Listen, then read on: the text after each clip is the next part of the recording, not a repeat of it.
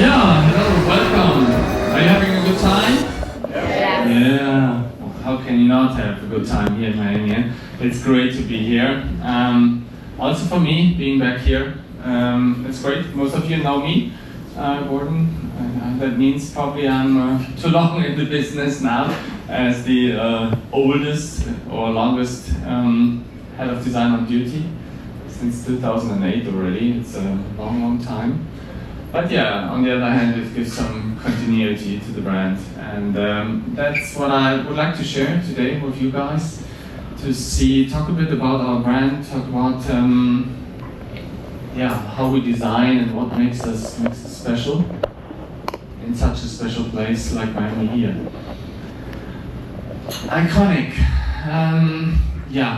That's what we always try to achieve, right? As a head of design, as a designer, that's why we get up in the morning to do something extraordinary, something that might fill the history box. And with this glorious history, having the honor to fill the next frame here. And we just saw a little teaser of our famous grill, which will be, by the way, a foundation of what we're going to do in the future. We will reveal that pretty much this year. We have a lot of premieres to come up in China, but also in Germany. It's going to be an exciting year, I can promise, and we will show how we continue that story of Mercedes here. Racing. Yeah, racing is legendary, and it's one part that made us so iconic as a brand. And especially, when you look at pre-war and also post-war, that was the glorious times. Also recently, in the last decade, we won 6 championships in a row with Hamilton or so, something like that. And so we have been quite successful with the silver arrows, which is part of the legacy of our brand and for ourselves. So let me see, what else can we bring to the table here and what makes us iconic? And of course, it's not only the products, it's about the people, iconic people who are affiliated with our products over these decades, movie stars, celebrities, important people. Iconic people shape iconic products, and this goes hand in hand. And wherever I come around this globe, it's so fantastic to see the magic of Mercedes, how people are around the world are affiliated to the brand. Actually, probably it's almost, funny enough, probably the lowest in Germany, even though there's a high appreciation for the brand. But then when you come here to the US, or you go to Asia, Middle East, it's even much higher. And it's amazing to see how the people perceive our brand, probably due to all what I just have shown you. Craftsmanship. There's a couple of levels of craftsmanship, and you've seen Manufaktur this morning. I think the luxury brand needs to bring that level of quality to the table, but it's also the way how we design.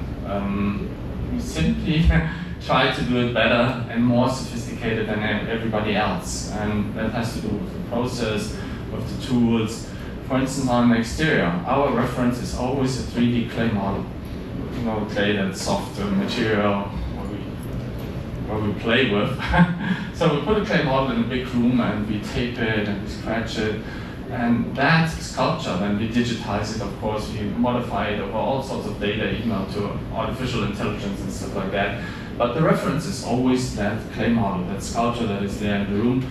And we put the tooling data for the car right from this reference in order to keep that perfection in design.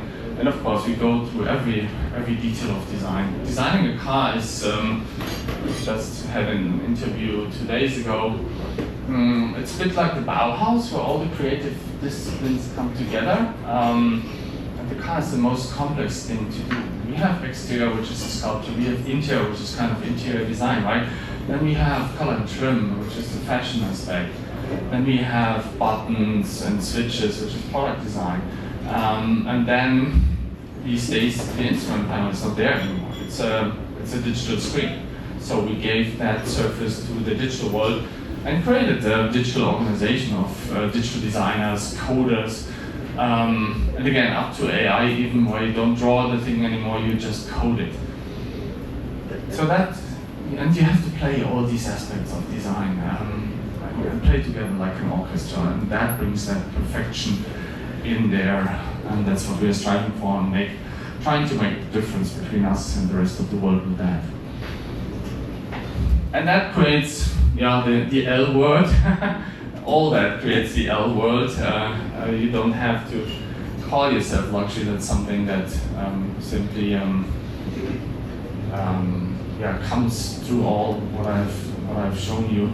But funny enough, still 3 out of 4 brands, luxury brands, come from the old world, and most of them have a long history and heritage, sometimes over 150 years. Look at Vuitton, for instance. They were founded in 1850s, almost went in bankruptcy, but then some sultan in India, he ordered some travel baggage from them, and that kept them alive. And they're still there. And you see how they actually play with their history. On one hand, they stick to it, and on the other hand, they reinvented with crazy stuff and new designers that do crazy stuff. And that's what we do in a similar way. Quality is one aspect of luxury, of course, that makes the difference between mainstream products you throw away and stuff you keep or potentially inherit to your children, like the watch or jewelry or something like that. And quality is material on one hand, but it's also then how you do things, and it's a matter of organization, and it's a matter of our design organization too, because again, we create the tooling data and bring it into production, make sure all the gaps are perfect, we fight for real aluminum and all that, against many bean counters sometimes, say, it's way too expensive. No, we have to put it where the customer sees it. So we constantly argue for quality in the product. It's an essential part. Innovation, that car, most of you have been there in Carlsbad. That was a nice location there when we presented the 111. Still one of my favorite cars, and even some colleagues of mine from other companies sent me messages like it's a real masterpiece, that thing. And of course, there's only one company in the world that can do Gorden cars, which are us. But again, it also shows that we always can look back into our history, into that glorious history that created the luxury brand, and reinterpret it, not in a retro way, but being inspired and doing something different that again has iconic potential, and it's not just another car. This is our philosophy, that sensual purity. I stressed that some of you even think that's boring, but I have to come up with it because we are kind of the Chanel in the industry. We have our significant style, and that is, it's a good philosophy, it's our belief. It is beauty and intelligence. It is like we are as humans. We have the heart, the emotion, and the brain, we think. So the intellectual part is, oh wow, this is new, I've not seen before, it's new technology, wow, we can do something with it. So it's a thinking process. And the other one is, you look at somebody, and say, wow, he or she is attractive. And that's not a thinking process, it's an intuitive process. You simply feel attracted to it. And then, of course, that's what we try always, to stamp in the sheet metal or in the clay, to do something that is beautiful and sexy and is alluring, knowing we will never reach the perfection of creation, right? So that is something we sometimes question in our advanced studios. I keep saying my advanced guys, show us that we are wrong, show us something outside sensual purity, something new, whatever. And so far we have not managed to find something better. That's why we evolve it like Chanel. There's a significant style that you associate with a luxury brand, and that's why people buy it. But of course you have constantly to evolve it. And this year we will do something what we call Sensual Purity 2.0. Ola calls it Gorden 2.0, by the way. Let's see. But we will lift the curtain step by step this year, like I mentioned before, and show you basically the right balance between being sensual, being sexy, being beautiful. We will never do something that is ugly. I'm a true believer in beauty, and we would never do awkward or crazy things. And but yeah, purity is also that respect part of the brand. That's why many people buy us. It's like you buy a Mercedes, you have achieved something in life. Maybe your father was poor, and now you got rich, and you deserve some appreciation for that, right? And he expressed that with a Mercedes. So we will put more emphasis on the respect part of the brand without forgetting about the beauty. Yes, of course, we are artists. Yeah, we consider ourselves artists, but we are in a very rational environment of a big car company with bean counting people and engineers and stuff like that. And yeah, we are very professional designers. We know how to build a car in every little detail, and even know better sometimes how you need to engineer. We also have own engineers, but when you have done a couple of cars, you know what the solutions are. So we bring that to the table. And of course, our design organization of over 500 people around the globe is the most powerful and most professional design organization you can imagine. And again, before I mentioned that the car is the most complex thing to design. That's why I actually became a car designer, also for the artwork aspect. When back these days we were drawing marker and vellum and did art pieces like 2 meters, square meters. That was great, but yeah, the car is most complex, and we are the most professional design organization ever. We have the most powerful tools, and that's why ever since we did something outside the automotive world, also to shape us, our reputation as a design company, and shape our reputation as a luxury company. And that's why we are here actually today, because of that project. So yeah, I have a strong relation to Miami, not only because I love water sports and boating. When I was young, by the way, I was a big surfer always. When I turned 18, I was considering seriously becoming a pro surfer, but unfortunately then I became a designer, and I'm here with you now. So yeah, the lifestyle is amazing, and yeah, we did that cooperation with Cigarette here every year. We did another boat. Actually, the founder of Cigarette, the owner, Skip Brave, a good friend of mine, he will be with us tonight. So he's an entertaining guy, very good. And we, I mean, running these power boats here, also with the friends from the NBUSA, we did quite some cool trips with these boats here. Here, Michael, yeah. Michael's nodding, he knows what I'm talking about. Here in Miami, but also in Monaco and around the world. So it really fits that luxury lifestyle of our brand. And yeah, it's, for me, a Cigarette boat is a signature for Miami. It's Miami Vice, these power boats, you know, power water, everything comes with it, and that's why that's a great fit, and that's one reason of our affiliation to Miami.